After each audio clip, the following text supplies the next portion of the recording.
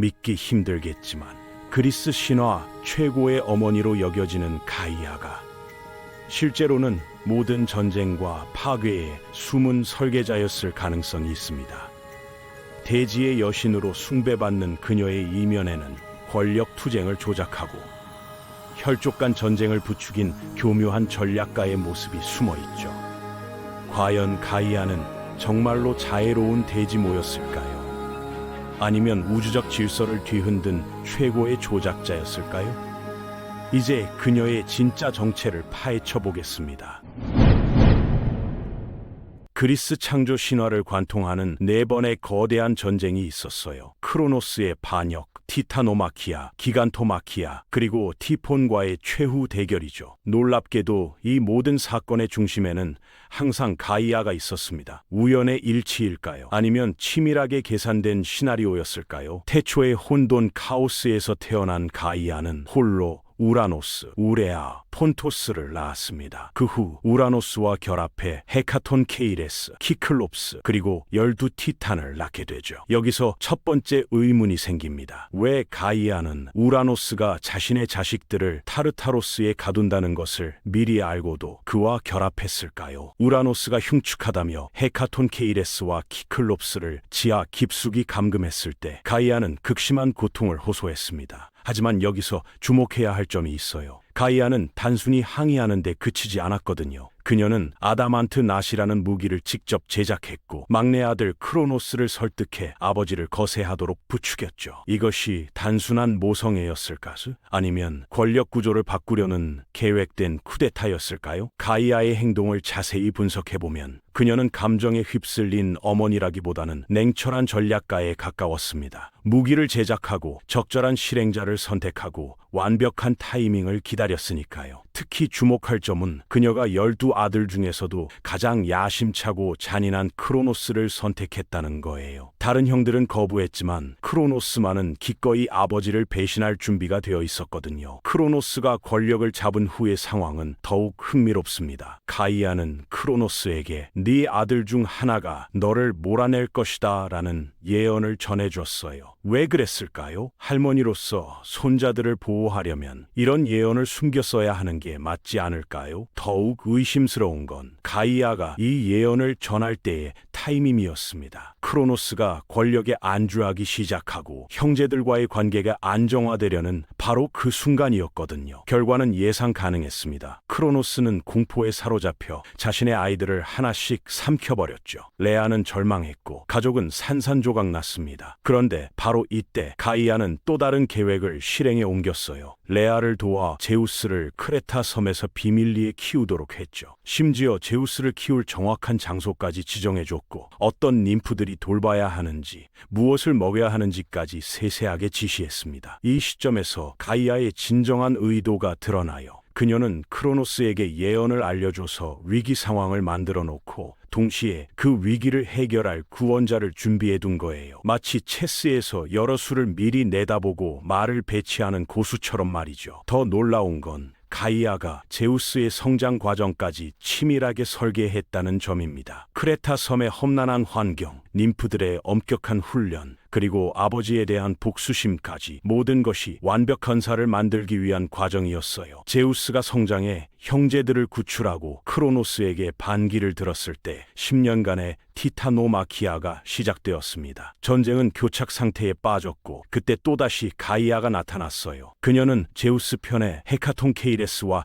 키클롭스를 풀어주라고 조언했습니다. 하지만 여기서 의문이 생겨요. 가이아가 정말로 제우스의 승리를 원했다면 왜 처음부터 이들을 풀어주라고 하지 않았을까요? 왜 10년이나 전쟁이 계속되도록 방치했을까요? 혹시 그녀는 양쪽이 최대한 소모되기를 기다렸던 건 아닐까요? 실제로 10년간의 전쟁으로 많은 티탄들이 약해졌고 올림포스 신들도 겸손해졌거든요. 전쟁 초기에 오만함은 사라지고 서로 협력해야만 살아남을 수 있다는 걸 깨달았죠. 가이아는 이런 변화를 의도했을 수 있어요. 헤카톤 케이레스의 압도적인 힘과 키클롭스가 제작한 천둥번개, 삼지창, 투명 투구 덕분에 올림포스 신들이 승리했습니다. 하지만 승리의 대가로 티탄들은 타르타로스에 영원히 갇히게 되었죠. 그러자 가이아는 분노했습니다. 자신의 자식들이 또다시 감금당했다는 이유로요. 하지만 잠깐 이상하지 않나요? 가이아는 제우스가 승리하도록 도왔는데 그 결과로 티탄들이 감금될 것을 예상하지 못했을까요? 분노한 가이아는 우라노스의 피에서 기간테스드들을 탄생시켰습니다. 거대하고 강력한 거인들이 올림포스의 도전장을 내민 거죠. 기간토마키아라 불리는 이 전쟁에서도 올림포스 신들이 승리했지만 모든 기간테스가 죽임을 당했어요. 그런데 여기서도 가이아의 계산이 숨어 있었습니다. 기간테스들은 신만으로는 죽일 수 없고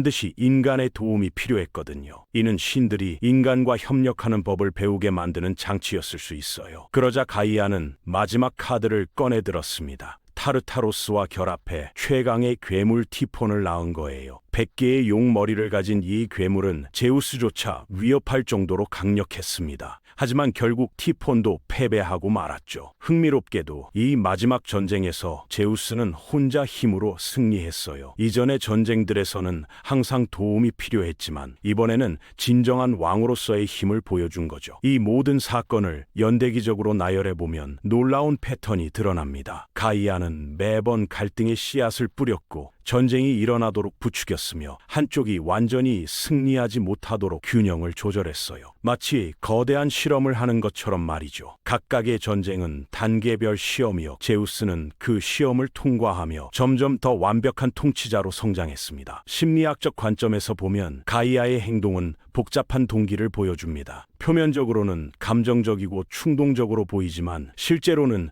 매우 계산적이고 체계적이었거든요. 현대 심리학의 마키아벨리즈 성향과 유사해요. 목적을 위해서라면 수단을 가리지 않고 타인을 조작하는 것을 주저하지 않는 성격 특성 말이죠. 오히려 가이아를 체제 교란자로 보는 것이 더 적절할 수 있습니다. 그녀는 기존 질서가 고착화되는 것을 원하지 않았고 끊임없는 변화와 갈등을 통해 우주적 균형을 유지하려 했던 거죠. 이는 현대 정치학의 견제와 균형 이론과 유사합니다. 한 세력이 너무 강해지면 반드시 견제 세력을 만들어내는 거예요. 또 다른 해석은 가이아를 진화의 동력으로 보는 것입니다. 생물학적 진화에서 환경적 압력이 종의 발전을 촉진하듯이 가이아는 신들에게 지속적인 도전을 제공해 그들이 더 강하고 지혜로워지도록 만들었을 수 있어요. 실제로 각각의 전쟁을 통해 올림포스 신들은 성장했습니다. 크로노스와의 전쟁에서는 협력의 중요성을, 티탄과의 전쟁에서는 전략적 사고를, 기간테스와의 전쟁에서는 인간과의 협력을, 티폰과의 전쟁에서는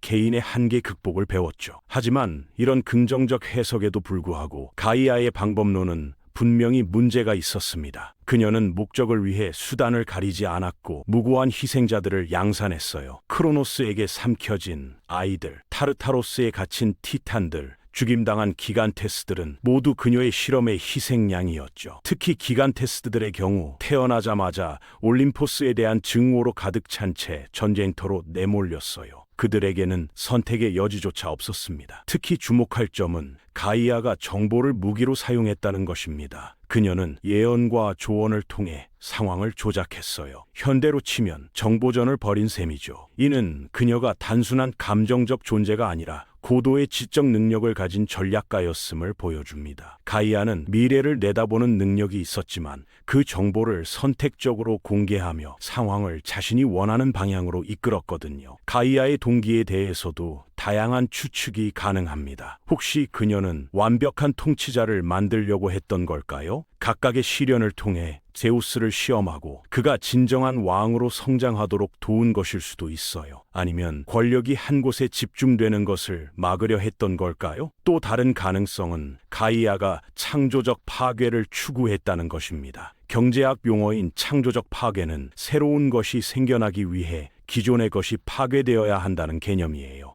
하지만 이 모든 해석을 종합해봐도 가이아의 행동이 윤리적으로 정당화되기는 어려워요. 그녀는 분명히 많은 고통과 파괴를 야기해 그 과정에서 무고한 존재들이 희생되었거든요. 목적이 수단을 정당화할 수 있는가는 영원한 철학적 논쟁거리죠. 결론적으로 가이아를 단순히 선악으로 구분하기는 어렵습니다. 그녀는 복잡하고 모순적인 존재였어요. 자애로운 어머니이면서 동시에 냉혹한 조작자였고 생명의 창조자이면서 파괴의 촉진자였습니다. 이런 복합성이야말로 그리스 신화가 가진 깊이와 현실 진실성을 보여주는 증거일 수 있어요. 현대적 관점에서 보면 가이아는 필요하게 역할을 했다고 볼 수 있습니다. 그녀의 개입이 없었다면 우주는 정체되었을 수도 있고 진정한 발전은 없었을 거예요.